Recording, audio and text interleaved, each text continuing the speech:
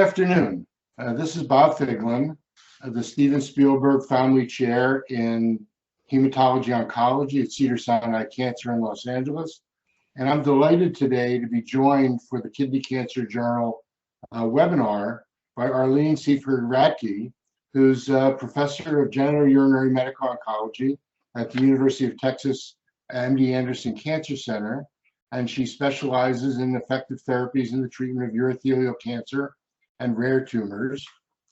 And Dr. Nizar Tannir, a longtime friend of mine, who's a professor in the Department of Genitourinary Medical Oncology at MD Anderson and holds the endowed Ransom Horn Jr. Professorship in Cancer Research and has received many awards, the most recent of which, the John Mendelsohn Lifetime Achievement Award in 2021. So Arlene and Nizar, thank you so much for joining us today. Thank you, Bob, for the opportunity. Thank you so much for having us. So this is a really exciting topic for today, and we'll do this in a very transparent way. So as you know, and I'll address the first question to you, Arlene, we have a long-standing interest in kidney cancer in interleukin-2. And just to put that in perspective, and not to age myself, but in 1990 and 1992, I visited the FDA to review the first and second submissions for interleukin-2, now almost 30 years ago. So, and what we know about interleukin-2 is that it was incredibly difficult to deliver, but incredibly effective for a small subset of patients, producing durable, unmaintained remissions, which we consider to be cures. And it was for that reason that it was approved, and then it's been used moderately by selected physicians over the last several decades. We and others have tried to find biomarkers for activity to predict who would benefit, and we're really unsuccessful in that regard, and are really very excited when we started to learn that there might be a next generation interleukin-2 to start to ask and answer questions about that. So Arlene, the first question is really, how does pegylation affect IL-2's pharmacology? And how does BEMPEG differ in its pharmacologic activities than the more traditional interleukin-2 that we've been using for decades? So those are great questions, because bempegaldesleukin is not our daddy's IL-2. It's clearly different in its toxicity and clinical activity. IL-2, being a cytokine, really has PKs that aren't durable in the circulation. So when you administer intravenously, we see that it's taken up very quickly. And at the doses that were given back in the day when IL-2 reigned as king for the treatment of renal cell carcinoma, we did see that excessive toxicity, profound hypotension, cytokine type syndromes, diffuse edema, and frequent transfers to the intensive care unit, which resulted in IL-2 being limited to a young, healthier patient population. With the pegylations that are given to IL-2, what happens is that there's 6 pegylations added to IL-2. And as a result of these pegylations, the infusion of IL-2, even though it's given over a short interval, it now remains in the circulation for a longer period of time. In fact, the PK suggests that it remains in the circulation for up to about a week. So what is happening is we're seeing prolonged stimulation of the lymphocytes that we would like to generate in order to enhance an immune response. And when we look at the PKs of this drug and when we look at the lymphocytes, we do see that increase in lymphocytes in the circulation and in patients' tumors, translating to that pharmacodynamic effect that we hope to achieve with this improved pharmacokinetics. So that's obviously takes me to the next question, Arlene. That's just a wonderful summary. And that is, how does the toxicity profile of the pegylated molecule change how the patient receives it, how we deliver it, and what the expected therapeutic index will be? So once it is given in the circulation, slowly those pegylations are removed, which is resulting in its clinical activity.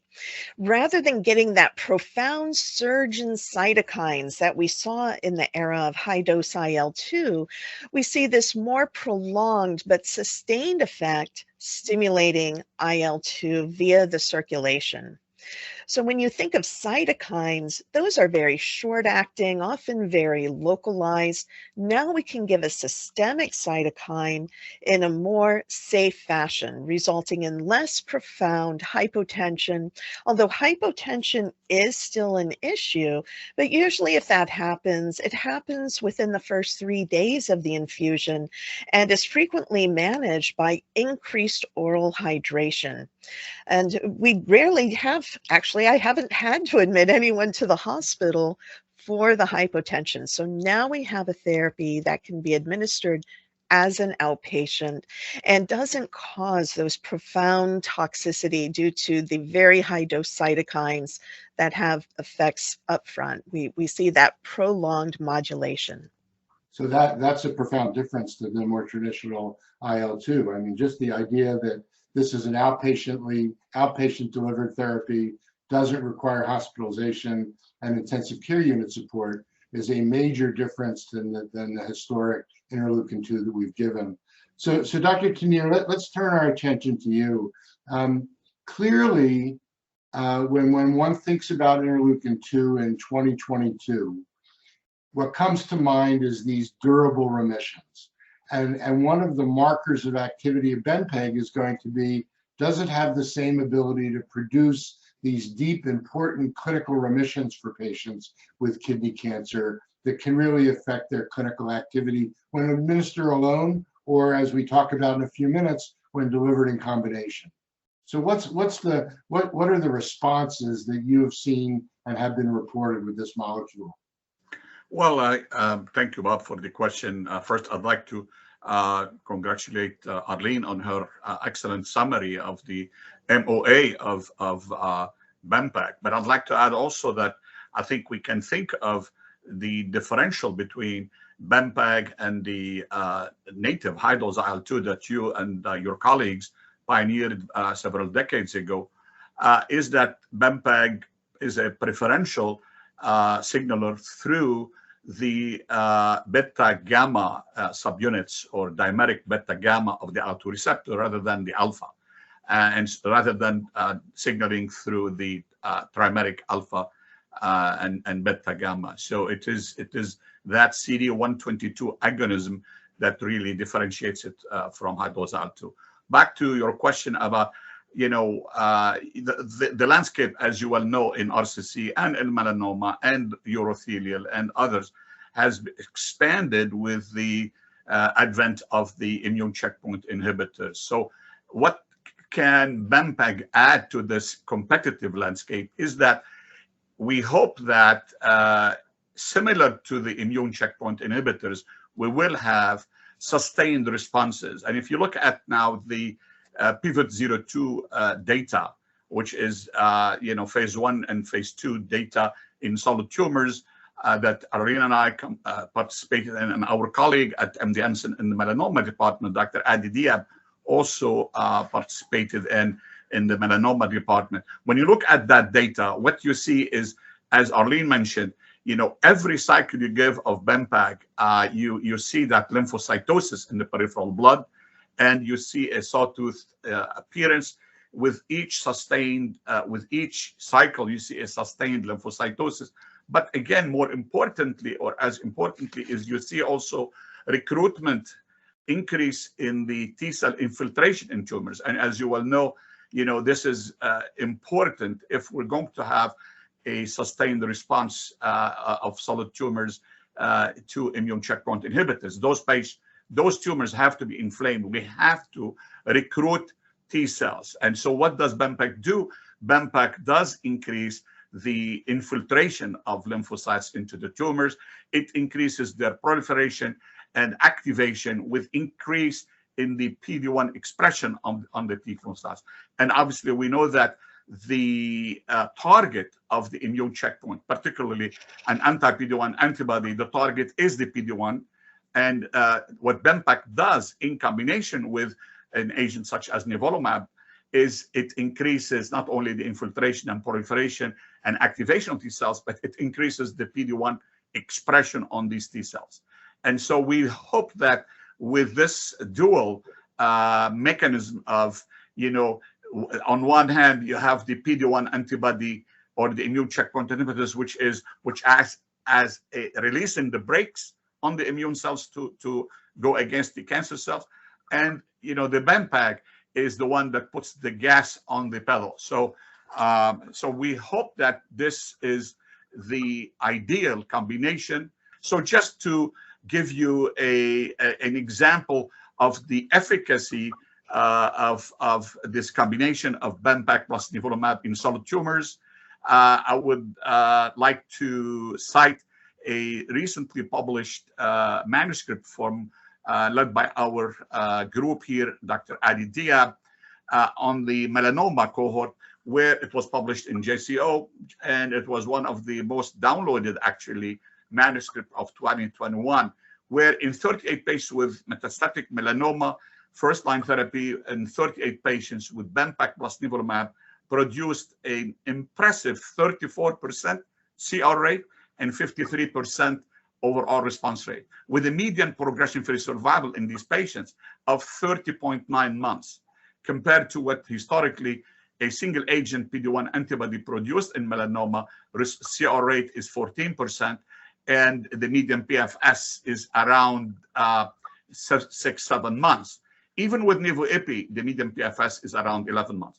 So this is data that's published that I can share with you and your audience about the effect of BEMPEG plus nivolumab in melanoma. In bladder, Arlene can speak about the cohort or the trial that she led within that PIVOT-02 trial in urothelial carcinoma. She presented some of this data, I believe, 2 years ago at ASCO GU. I can speak to the about the RCC cohort in maybe a future webinar or an interview, a roundtable discussion like this one, once we have our 2 manuscripts published. Right now, I think the data is confidential about the RCC cohort from that PIVOT-02 trial. So Arlene, let's turn to you. Let's expand on the phase 1 experience. Tell us a little bit about what your experience is, both in the GU space as well as the toxicity profile of the combination, and obviously share with us only things that are not privileged. But clearly the JCO article excited everyone into thinking about a combination trial. And everybody knows in oncology these days, one of the things that we try and do is turn cold tumors hot, and whether BEMPEG actually can start to incite, with activation of PD-1 inside the tumor, recruitment of lymphocytes, and then adding a checkpoint inhibitor makes that activity greater. So what was your experience with the phase 1? And also share your experience with urothelial tumors. Yeah.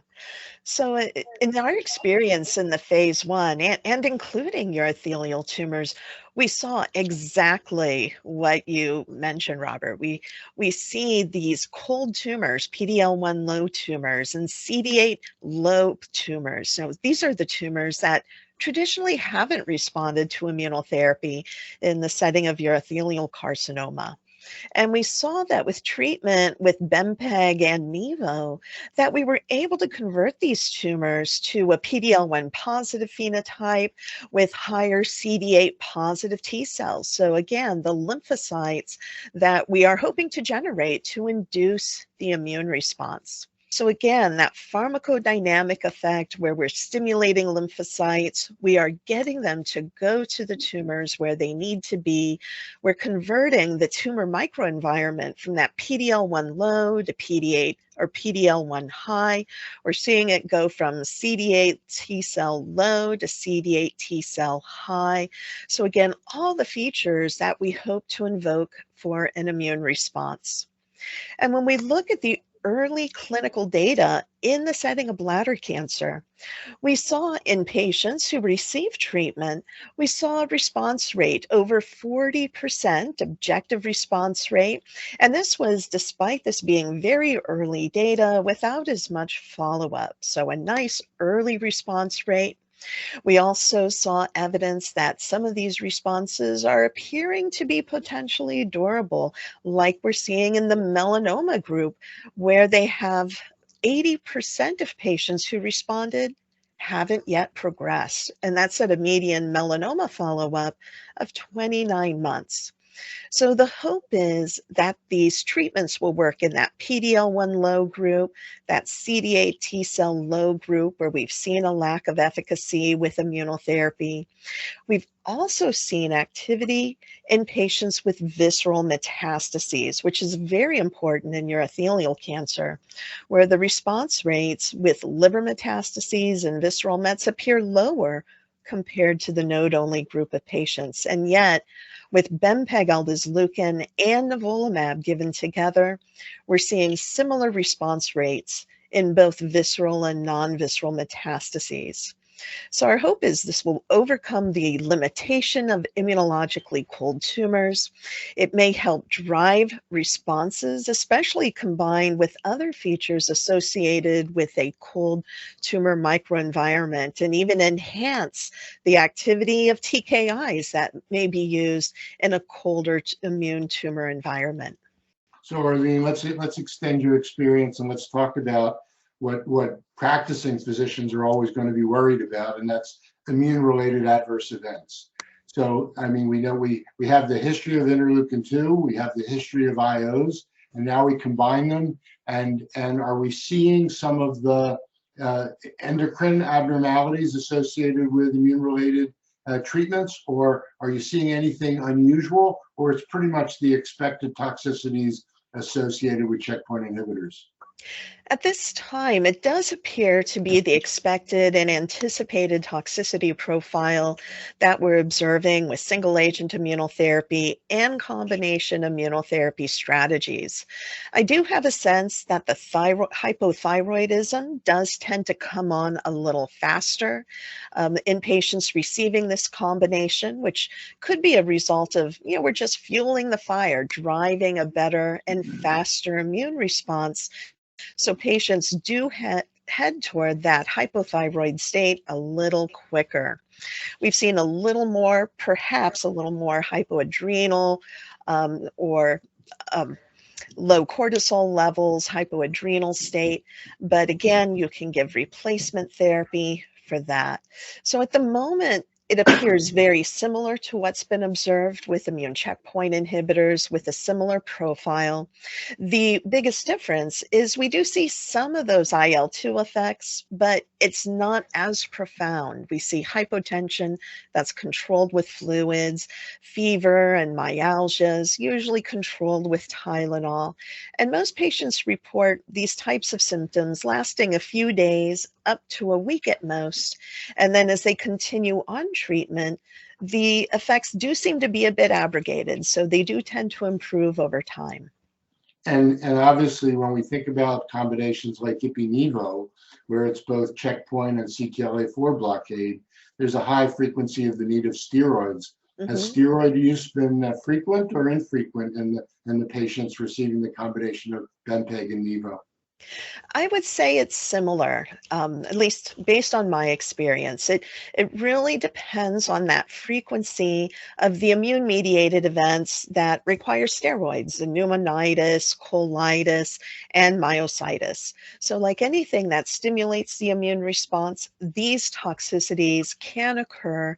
And in my experience, it has been a fairly similar use of steroids across both the bempegaldesleukin Nivo cohort and patients who we've treated on single-agent immunotherapy. There's even been some debate, even with Nivo-Ipi in bladder, we haven't seen a substantial increase in toxicity. And, how much of that is based on experience? We've gotten better at recognizing these toxicities earlier and treating them more effectively earlier.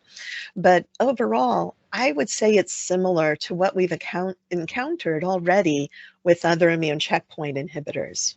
That's great. So Nizar, let's turn our attention to the Pivot-09 study, which is really the randomized trial.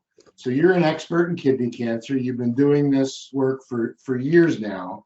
And that trial is basically going to be a combination trial compared to a TKI. So help us understand, what your thoughts are around the design of the trial, the readouts of the primary and secondary endpoints, and what you're hoping to obtain with this prospective phase 3 trial.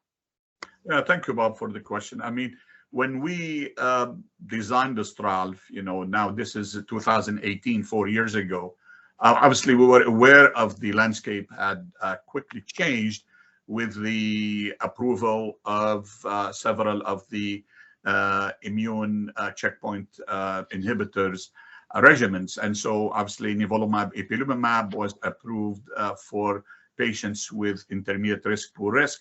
And then, following that, the 3 IO TKI regimens, as you're well aware of. So we really struggled with the design. Would we choose for a comparator, as you mentioned, a single agent TKI? So in many, obviously, when, we were thinking of designing this trial and making a registrational trial, a phase 3 trial, we wanted to make this an international, a global trial. In many of the countries outside the US and maybe some of the European countries, these regimens, Nivo-Ipi and the IO-TKIs, Pembro-Axi and Nivo-Cabo and the others were not approved. And in some countries, actually, they're still not approved. So we really wanted to make this a global trial, and a single agent TKI was approved in many of the countries that participated. So we chose sunitinib. We made it a investigator or dealer's choice, as they say, between a sunitinib or a cabozantinib. In some of the countries, cabozantinib, like in the US, was an approved age TKI as single agent. And so so obviously the phase 3 was basically a randomized 2-arm study of the combination of BEMPEG plus Nivo versus sunitinib, where sunitinib is approved in the countries where it's approved as first line, and in countries where cabozantinib is approved, cabozantinib. And the 2 co-primary endpoints we selected for this were objective response rate and OS. The good news is the trial did reach, despite the pandemic, the global pandemic, we were able to enroll upward of 600 patients on this international trial. And we, recruited the last patient over a year ago. So we hope that this trial will read out this year. We hope that the combination will show the activity and the promising results that we saw from the single-arm study of Pivot-02 with BEMPEG nivolumab. So I think just wanted to add why is, in my opinion, and for an investigator such as yourself, who built a career about high-dose IL-2, why would this BEMPEG-Nivo be a promising, exciting, maybe an alternative in some risk groups, for example, of RCC? Again, it's because the toxicity profile is so favorable. And I'd like to really expand on what Arlene mentioned. You brought up the corticosteroids. If you look at the Checkmate 214 study, the percentage of patients who required high-dose corticosteroids was 35%. So, and the discontinuation rate because of immune-mediated adverse events was 22%. So, in our experience from leading several of these pivot trials, we see that the discontinuation rate because of AEs is very low. And I would like to contrast my experience in RCC. That's what I see. And Arlene obviously spoke about her experience in patients with bladder cancer.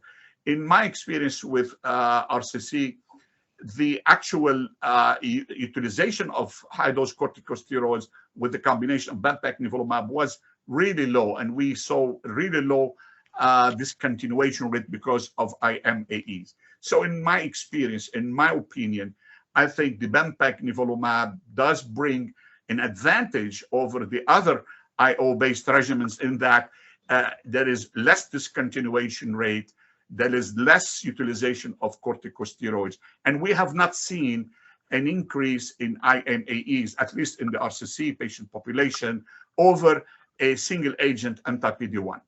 And certainly we see that there is definite decrease, lower rates of discontinuation and IMAEs compared to nivo-ipi. So if we can achieve with BEMPEG nivo the same efficacy that we achieve with say the IO-based regimens with IO-TKI or nivo-ipi, but with lower rates of discontinuation and adverse events, I think we would really have brought to the clinic and to patients a really promising, effective therapy that we all look forward to really prescribe to our patients. So Arlene, I want to circle back to your comments about the phase 1 trial. And the reason I want to do that is because I'm intrigued by the conversation that we're having about turning cold tumors hot. And clearly one of the ways that we would demonstrate that would be in the second or third line setting where a person has received prior IO therapy and then gets the combination, and now all of a sudden they benefit. Was there anyone in the phase 1 trial that had received prior immune therapy that then benefited from the combination with BEMPEG? So unfortunately, that was not studied as part of our PIVOT-02 and in GU tumors. So though you raise a great question, could it take some tumors where a patient hadn't responded to immunotherapy and enhance the immune response? Could there be scenarios, say in a post-chemo treated patient or a post-TKI treated patient, where the use of this combination could have clinical activity? I would have to say the potential is there, although it hasn't yet been explored since the decision was made to try it in the upfront setting, since we saw such good early clinical activity in this group of tumors. And for the bladder cohort, given the single agent use of immunotherapy in the PD-L1 high group of tumors, but the lack of utility in PD-L1 low, the phase 2 trial in urothelial cancer focused on that frontline PD-L1 low group of tumors to see if this could provide a potential benefit compared to what had been observed historically with single agent immunotherapy. So again, trying to provide an option for patients who might not be good candidates for systemic chemotherapy. But could it enhance an immune response as post-TKI in combination with a TKI? I think it's very likely that it could. And I hope that some of these trials do turn positive and there's incentive to continue studying this combination further. So guys, let's bring this to a close by asking each of you to kind of summarize your experience. Nizar, I'll turn to you first. Summarize your experience and then summarize for us, for the people that'll be listening and reading, what they should be looking for over the next 1 to 3 years as the readouts start to come from the pivotal trials. Because clearly, one of the challenges for these combinations is when oncologists hear the word interleukin-2, they sometimes get startled and wonder whether that's something that they can do. And it's important that they start to understand that BEMPEG, as Arlene nicely pointed out, is not 1990s interleukin-2. It's a 2022 molecule with pegylation and a different therapeutic index. So how would you summarize where the field is today and where it's going, Nizar? And then I'll ask Arlene the same question. Yeah, thank you, Bob. So BEMPEG is a novel agent. Clearly, I'll summarize the advantages. as I mentioned, it signals preferentially through the beta gamma dimeric subunits of the interleukin receptor. So it has a 20-hour half-life rather than 20-minute half-life compared to the high-dose IL-2. It can be given as an outpatient. We have not seen, when we gave it monotherapy and when we gave it in combination with an anti-PD-1 like nivolumab, we have not seen an increase in the immune-mediated adverse events.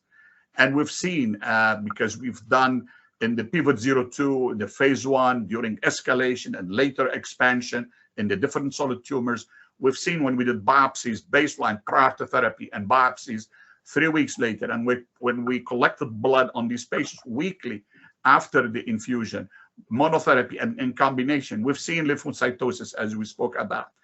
In the tumor microenvironment, when we did the biopsies, we saw in expansion, an increase of infiltration of T cells. And we saw increase in the PD-1 expression on T cells. And as Arlene mentioned, in some tumors, in fact, in bladder, patients with bladder cancer, there was 70% conversion of PD-L1 negative to PD-L1 positive tumors. So in aggregate, all these different effects of BEMPEG are salutary and are, I believe, a step forward to really hope to break the cure barrier. Now, what can I see? What do I see in the next, obviously, year to 3 years? There are 3 registrational trials. One in melanoma in first line, BEMPEG plus Nivo versus Nivo. Again, the trial complete accrual. We hope to have the readout this year. The PIVOT-09, as you alluded to, Bob, of BEMPEG Nivo versus the TKI of choice, sunitinib or cabozantinib, we'll have the readout this year. And then the third, Arlene, is the global PI of that trial, PIVOT-10, looking at the cisplatin ineligible and low PD-L1 in bladder in more than 100 patients. So we'll see. We hope that all 3 of these trials will be positive and will be able to bring this combination to patients with melanoma, with RCC and bladder.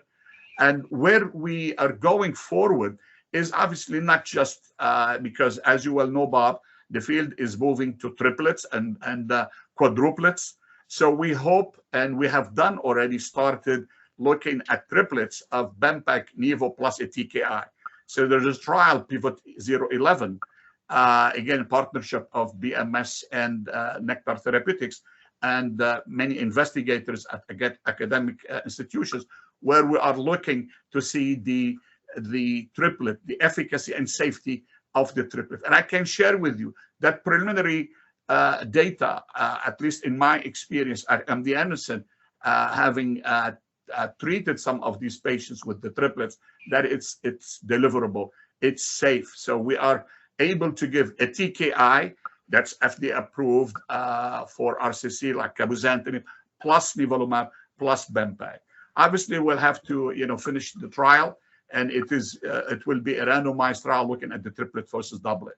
So I think it's exciting time for the field of solid tumors, where in the past, during your tenure at UCLA, Bob, when you led many of these high-dose IL-2 trials, from application or use or utilization in just 2 tumors, melanoma and RCC, now we see the expansion with BEMPEG, how in combination with immune checkpoint inhibitors, plus or minus TKIs, or chemotherapy, or other cytokines, where we are now seeing, hopefully, application in many solid tumors. So we're expanding the indications of this novel CD122 agonist to other solid tumors, and not just melanoma RCC.